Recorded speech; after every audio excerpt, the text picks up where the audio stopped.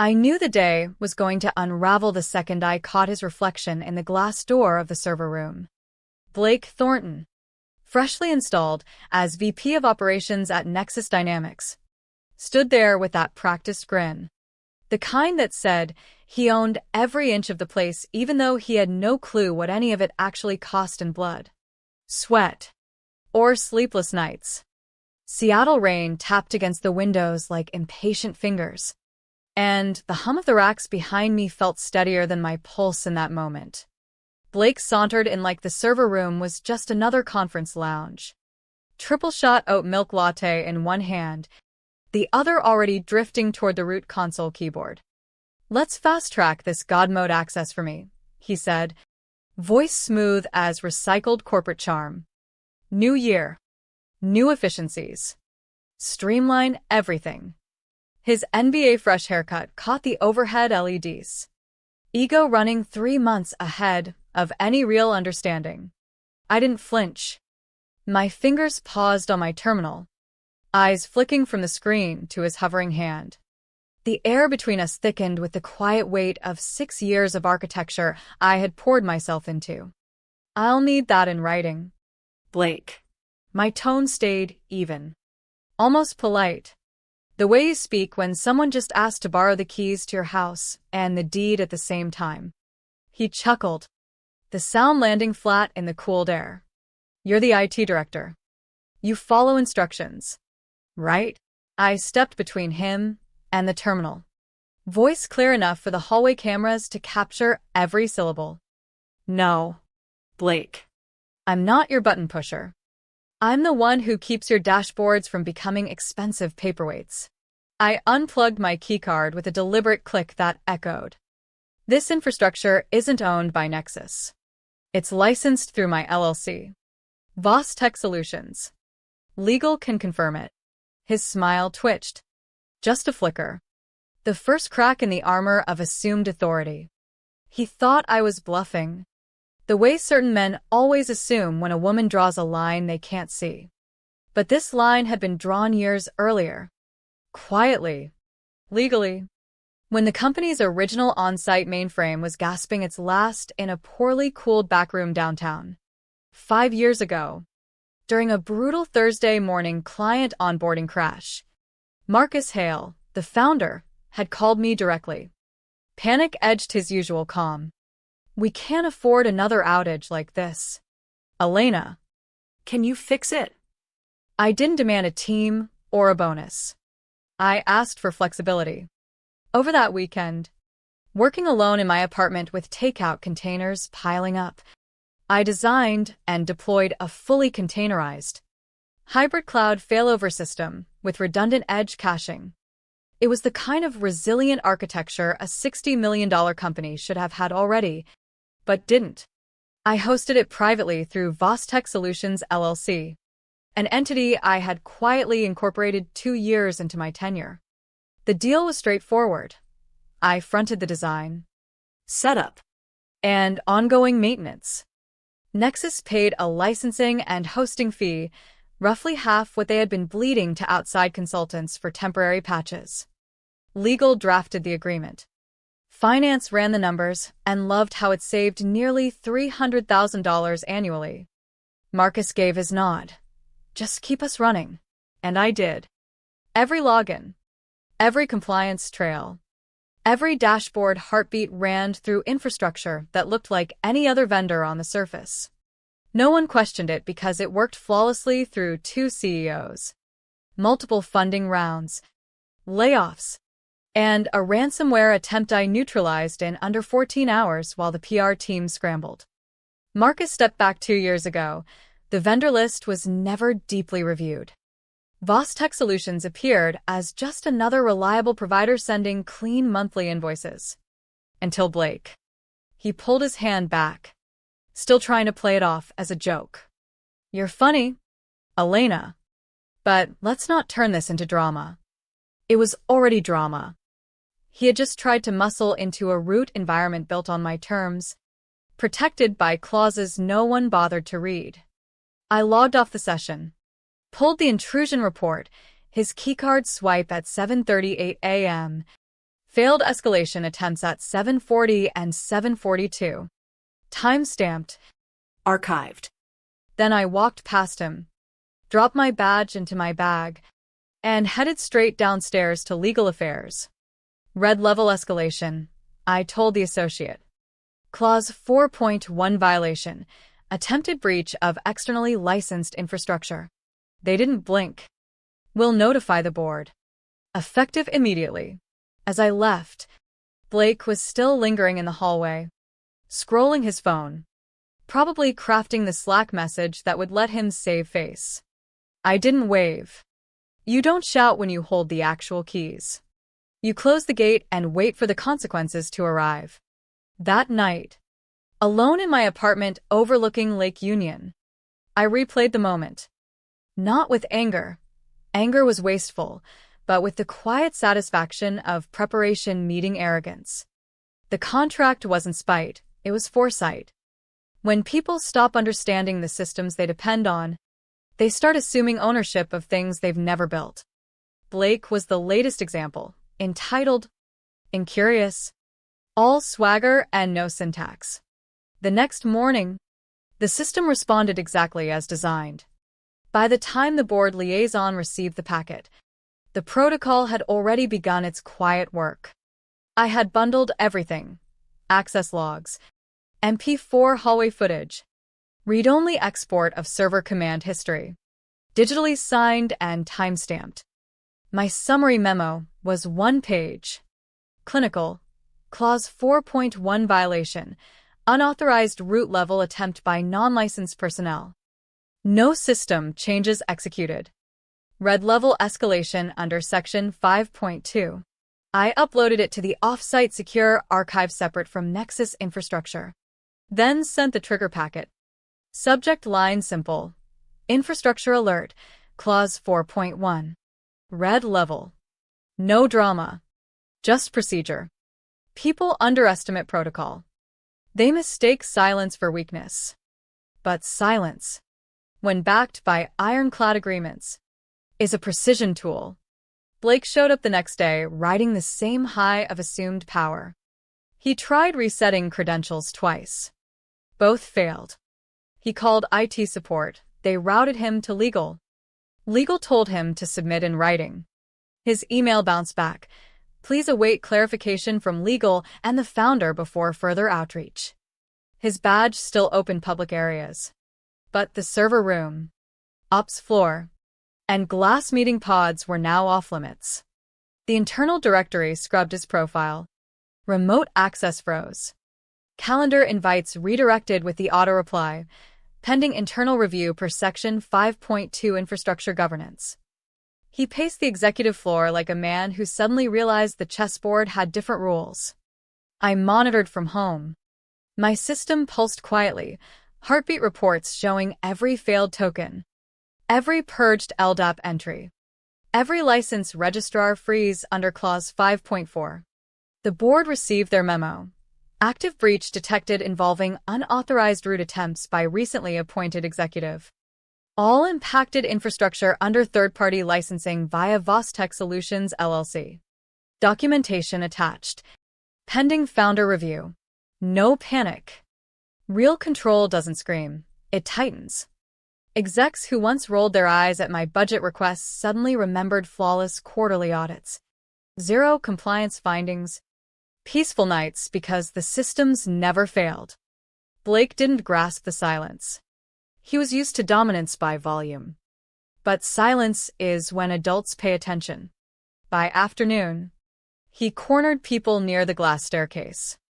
Have you heard anything? This is ridiculous. It's just access. Who even owns the system? The quiet that followed cut deeper than answers. Someone finally said Marcus Hale's name. That meant the matter had moved beyond HR. Blake wasn't invited to that conversation. Instead, he received a polite written notice to refrain from access attempts until clarification from legal and the founder. The phrase sounded friendly, but inside it was razor-sharp. Clarification meant the board no longer trusted his word. Timestamps were being checked. Contracts reviewed. Who hired him? who approved his clearance. At home, I sipped chamomile tea.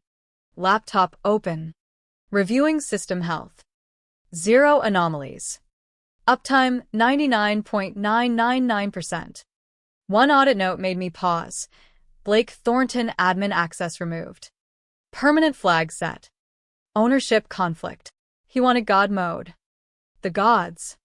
It turned out. Read contracts. The email arrived at 6:05 a.m., the hour reserved for emergencies or founders who sleep like predators. Blank subject. Body. Who greenlit this access request? Marcus Hale didn't do small talk. He asked questions he already knew the answers to. This was warning fire aimed at the board. I forwarded it to legal with no commentary. Just context.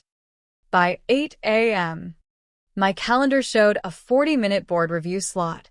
Incident 4.1 violation. No agenda.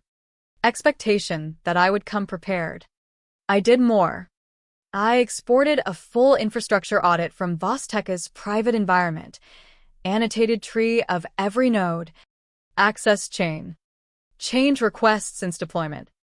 I pulled notarized originals of the licensing agreement, independently time-verified, signed by Marcus himself. This wasn't a loophole, it was central. Official. Access logs told the story. 3 failed credential escalations. 1 revoked credential. Deliberate attempts within a 2-minute window Monday morning. Intent was clear. I compiled everything into one package, uploaded to the secure board portal. Title: Incident Report, Licensing Violation. Vostech Infrastructure Clause 4.1 triggered. Final line. Vostech maintains all rights until formally dissolved or bought out. No threats. Just fact, the kind that turns confident executives cautious. Marcus's assistant confirmed receipt. Thank you. We'll review internally. Whispers rippled through HQ like fog. Blake stopped interrogating staff and started whispering himself. Is this reversible? How serious is the contract? Can we just replace the infrastructure?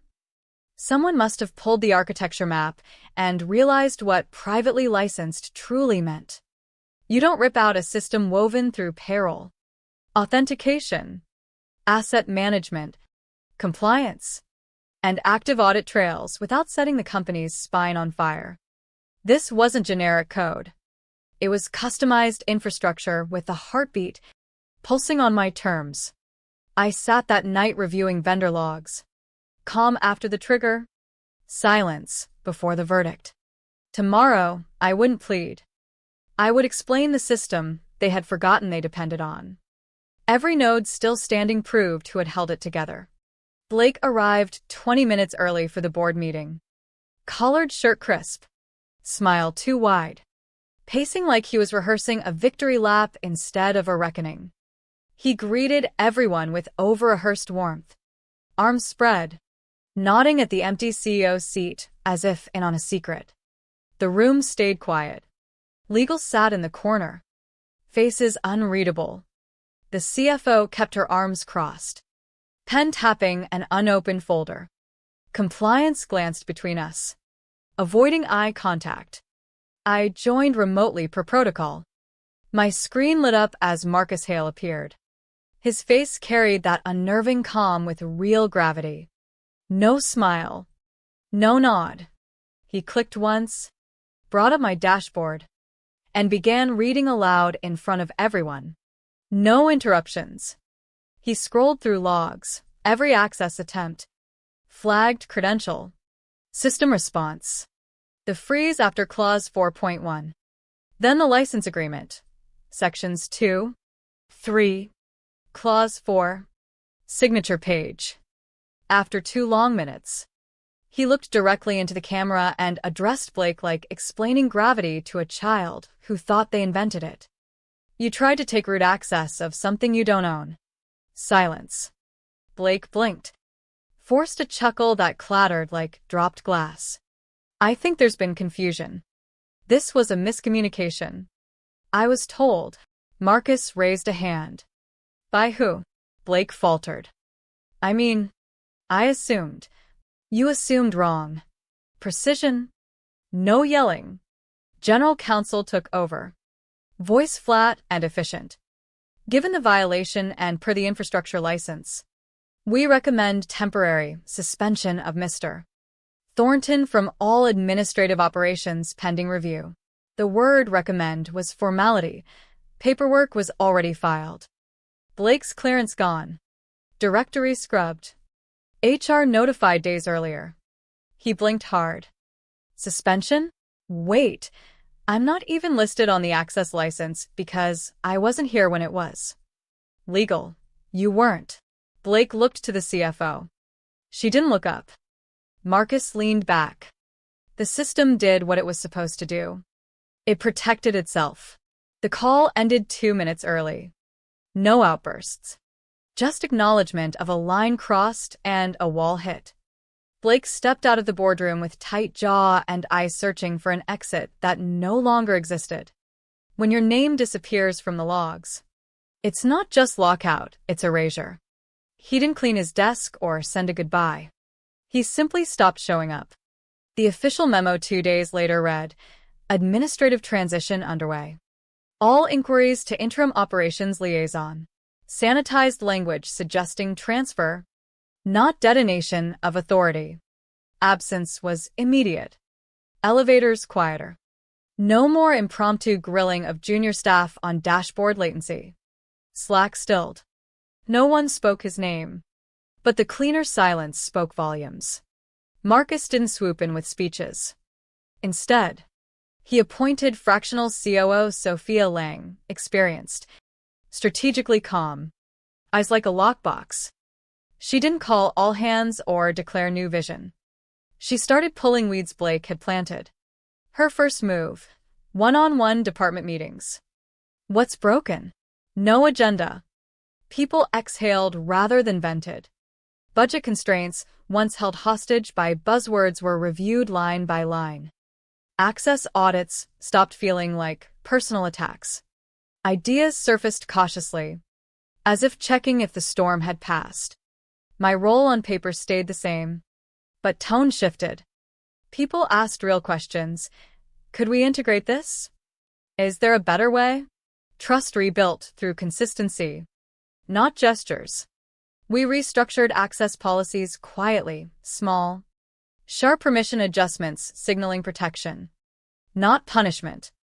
When a project manager submitted temporary admin privileges with justification, backup plans, and rollback window, it felt like accountability returning after months of absence. I reissued core system documentation with an onboarding module for new execs. Sophia reviewed it. Keep the Vostech clause at the top. Let's not forget how fragile trust is. Marcus never reached out again. His message had been delivered through contracts, consequences, and who remained standing. 3 weeks later, I returned to HQ for a scheduled audit, firewall upgrades on paper. But eyes watching. Security nodded without badge scan. Reception acknowledged quietly. On the operations floor, the weekly sync was underway. Team leads, project managers. New VP of Ops Malik. Younger and quieter. Opening with questions. I leaned against the back wall. Malik continued without stumbling, nodding once in my direction. After firewall rules finalized, someone from security said, "We used your layer 7 filtering template. Added compliance triggers." "Smart call," I replied. The meeting flowed. No awkwardness. Just people doing the job right without fear. I noted in the audit log, security posture stabilized. Operational trust regained. Malik caught up as I left. We're keeping the clause 4.1 briefing in exec onboarding.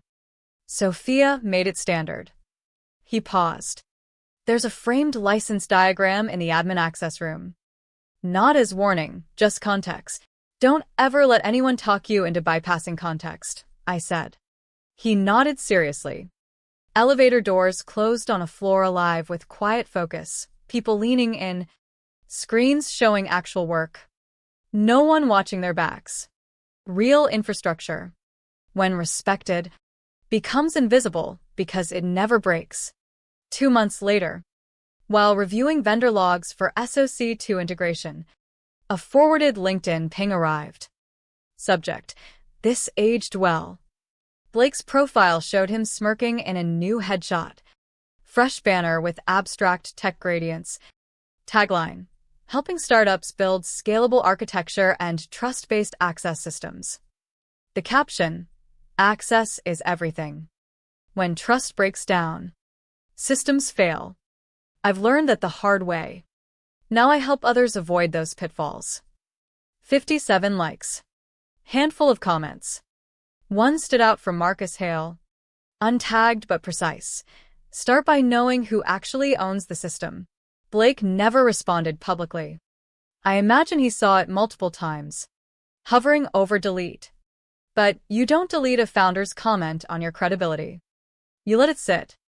Access is everything. He had finally grasped. But access without ownership is a ghost key.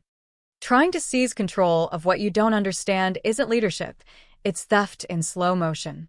I archive the posts like old server logs, quiet record of attempted escalation and clean shutdown. Some stories don't need updates. They need receipts. He wanted root access. He never realized I was the root. The company continued its quiet recovery. Sophia's steady hand weeded out remaining entitlement. Budgets balanced with actual data instead of buzzwords. Teams proposed integrations knowing the infrastructure was protected, not threatened. My presence on the executive floor became default, no announcement. Just restored trust earned by doing the job right. One morning, walking into HQ, the badge opened the executive floor automatically. No fanfare. Just quiet acknowledgement that the gatekeeper had always been protecting, not obstructing. Looking back, the real victory wasn't Blake's removal. It was the subtle cultural shift. Competence returning without fear. Questions asked with accountability. Systems respected because their owner had never forgotten the human cost behind every line of code and clause. The question that lingers isn't about power or revenge. It's about what happens when arrogance meets preparation. When someone demands what isn't theirs, the system built on foresight, contracts, and quiet diligence responds not with noise, but with unyielding structure. And in that structure lies the real God mode, knowing exactly when not to touch, and having the documentation to prove it. Months passed, and Nexus dynamics felt steadier. The air in meetings carried less tension, more substance. Junior engineers floated ideas without glancing nervously toward empty offices. Compliance audits passed with the same 0 findings, but now with genuine collaboration rather than defensive posture. Sophia pulled me aside after one particularly productive sync. The frame diagram in admin access isn't just context, it's a reminder that real power doesn't announce itself. It simply exists. She tapped the Vostek clause again. Fragile trust. Like you said. I smiled faintly. The system protects itself when respected. Marcus Hale's comment on Blake's post continued circulating quietly in industry circles. No drama. But its precision landed repeatedly. Blake's consulting profile gained some traction among very early startups. But those who knew the full story, timestamps, clauses, the deliberate 2-minute window of attempts, understood the subtext. Access, without ownership, remains a borrowed crown. Blake had rebranded the collapse into a learning journey, but the founder's single line undercut the narrative more effectively than any public takedown. I didn't gloat. I didn't post. I simply continued the work, reviewing patch histories, updating signatures, ensuring the heartbeat never skipped. One late evening, monitoring from my apartment, the system pulsed its usual clean report. No anomalies. Uptime solid. In the quiet, I reflected on the psychology of it all. People like Blake assume the curtain is thin, that those behind it wait to hand over strings on demand. They never consider the years of stitching, contracts, contingencies, redundant safeguards, woven precisely because systems outlive titles and egos. The central truth remained: real control isn't loud. It tightens quietly while others scramble to catch up. It protects not through confrontation, but through foresight that turns attempted breaches into self-inflicted consequences. Blake's final disappearance from our operational memory wasn't erasure out of spite. It was the natural result of a system doing exactly what it was designed to do when boundaries were crossed. And in that design lay the enduring lesson: when you build something with your own hands, license it properly, and document every safeguard, you don't need to shout. The structure speaks for itself. The rain continued tapping against my window overlooking Lake Union, steady as the servers humming across town. The company ran smoothly. Trust, painstakingly rebuilt in small layers, held. He had wanted God mode. Turns out the gods read contracts too.